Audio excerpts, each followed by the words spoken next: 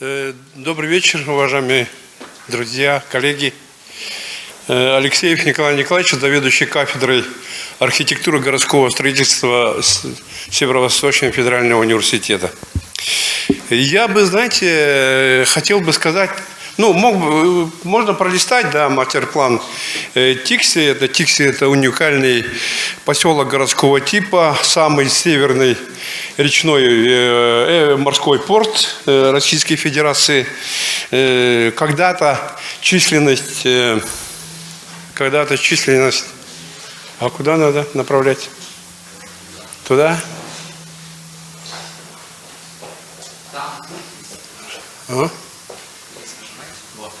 Понял. Ага.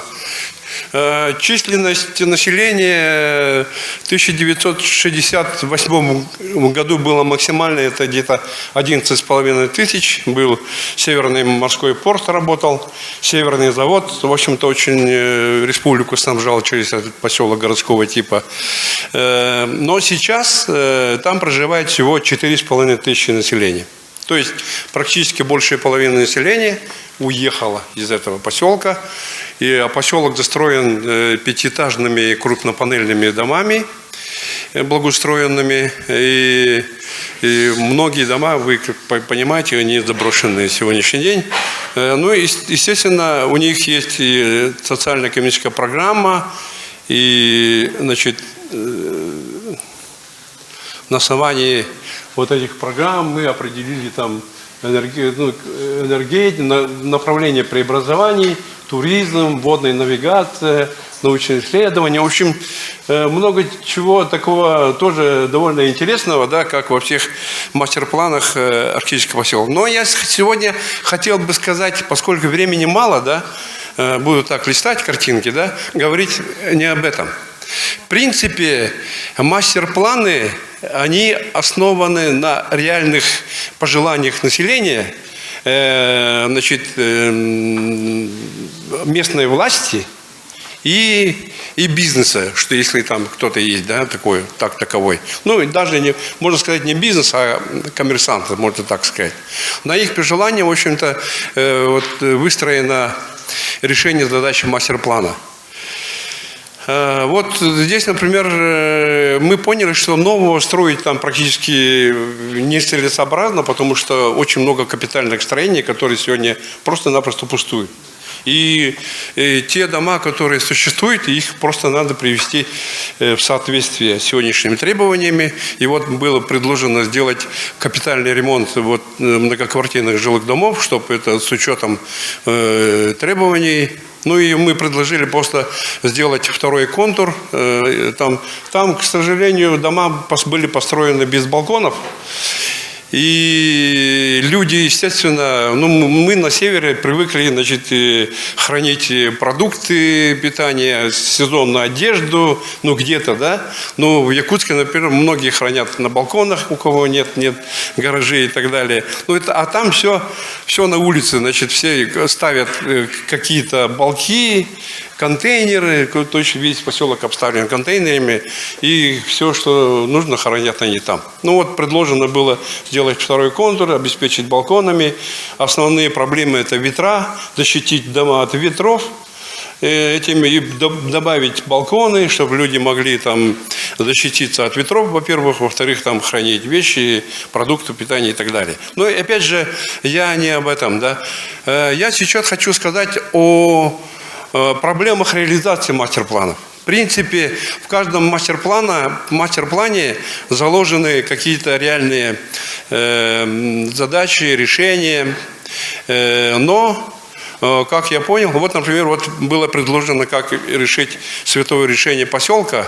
Видите, это дома в одном направлении, потому что основополагающие ветра, которые у них называют пурги, метут в одну сторону. Если поперек здания ставят, то его просто заносит по крышу снегом с другой стороны. Да, поэтому все дома в одном направлении. И цветовое оформление зданий может служить как навигация во время пурги. Допустим, чем центрее значит, она теплее, дома покрашены, чем холоднее, значит, ну, если в пургу, допустим, ты заблудился, вот увидел здание синее, значит, ты на окраине, да, ну, грубо говоря, вот так. Вот такое вот решение, некоторые были решения предложены. Потом остались вот от советских времен вот такие муралы, очень интересные, и мы решили их просто поддержать. И, значит, решение по, значит, навигации, по, значит, наружной рекламе тоже вот в таком же ключе поддержать. Ну вот, насчет реализации. К сожалению, разные ведомства, да, которые участвуют в развитии того или иного арктического поселка, имеют свои планы развития по конкретному поселку, свои, но каждое ведомство, каждое министерство работает самостоятельно. Нет его комплексного объединенного решения, к сожалению. И вот как раз мастер-план может послужить тем документом, который объединит вот эти решения, да, которые принимают те или иные структуры относительно вот, одного какого-то арктического поселка.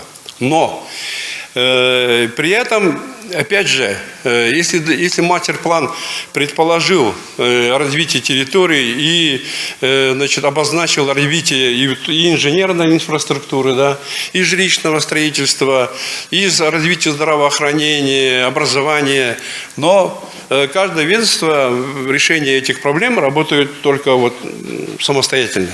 Нет такой структуры, которая бы их, как бы сказать, регулировала, да, чтобы на реализацию этого решения мастер-плана. Поэтому мы, вот недавно было тоже, приглашали Министерство Арктики и предложили такое решение, что нужно создавать проектные офисы. Но где они должны создаваться? Либо в министерствах, либо в муниципальных образованиях, с тем, чтобы вот решение мастер-плана комплексно реализовывать.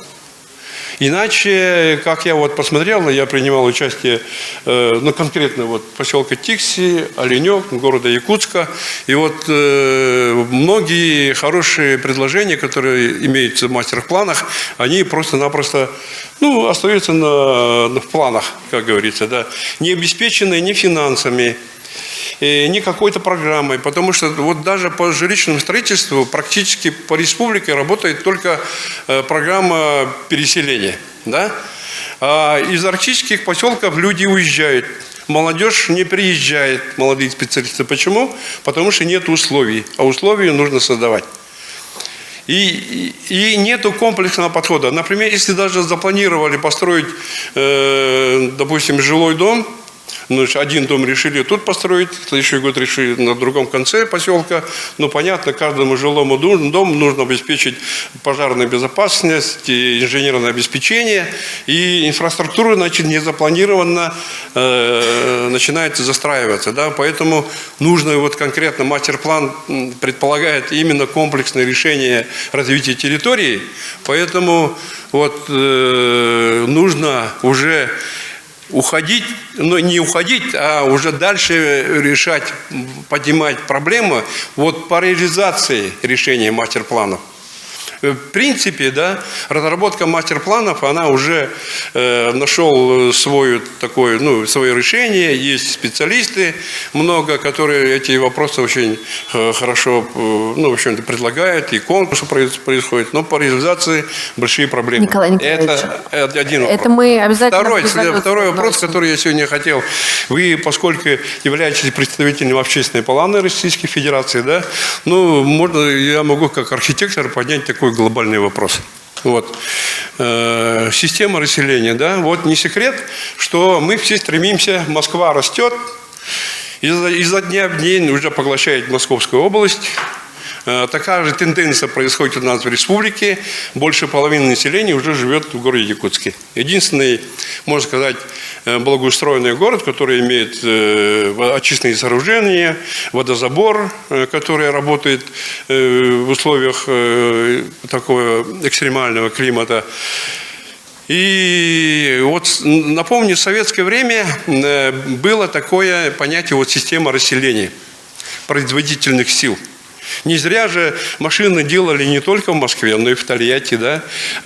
Ткали ткани не только в Москве, но и, вот, допустим, Иваново. То есть искусственно вот расселяли производительные силы, чтобы расселить население страны, а не так, чтобы все стремились в Москву или в Санкт-Петербург. Сегодня же такая тенденция, да?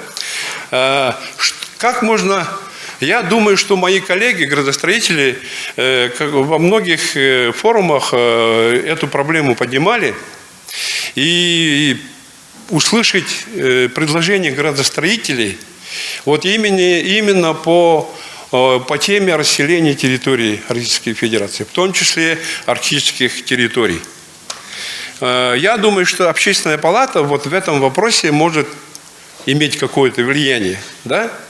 Вот у меня вопрос такой. Возможно ли такое, чтобы на уровне Государственной Думы поднять этот вопрос? Я думаю, что этим... Вот недавно Матвиенко об этом, да, сказала, что вот хватит уже всех, значит, а Москва все равно строится, промышленные зоны осваиваются. Да, у нас про арктическую зону верно сказал президент страны.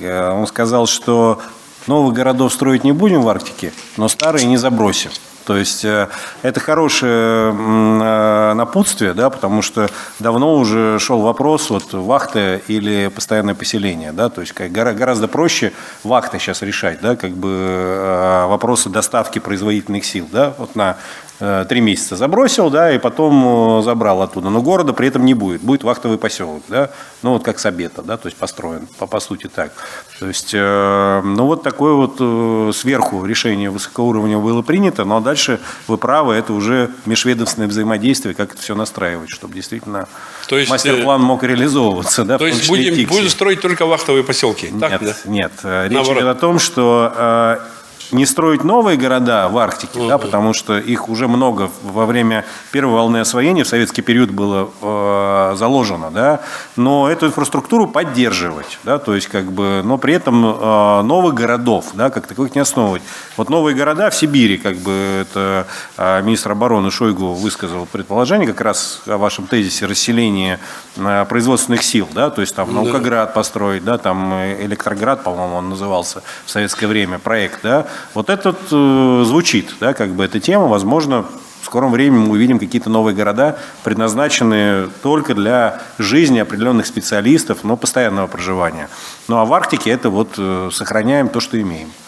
Вот такая сейчас концепция. Ну и, конечно, вот в прошлом году я принимал участие в мероприятии «Спутник» вот, перед Конгрессом молодых ученых и в Салихарде. Николай Николаевич, вы простите, тайминг... Проблема такая, да? Очень важная там проблема, тема. Давайте промышленное освоение Западной Сибири довело до того, что местное население, коренное население, которое занимается оленеводством, да, вот там поднимались вопросы вплоть до того, что из-за отсутствия пастбищ, значит, вопросы, как может быть построить заводы, чтобы искусственно выращивать ягель. Это вообще нонсенс, да, ягель, значит, в теплицах выращивать, чтобы поддерживать, значит, местное производства.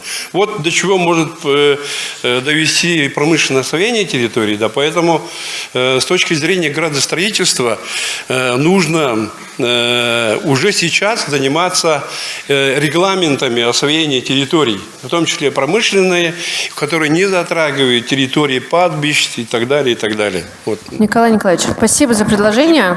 Встречное предложение такое: организовать совместное мероприятие нашей комиссии и профильной комиссии по экологии с приглашением вас, просто вот не быть ограниченными во времени, сразу спланировать проблемные вопросы, предложить варианты решения. Совершенно точно мы к этому подключим субъекты Федерации арктические и северные. Очень много интересантов в этой дискуссии.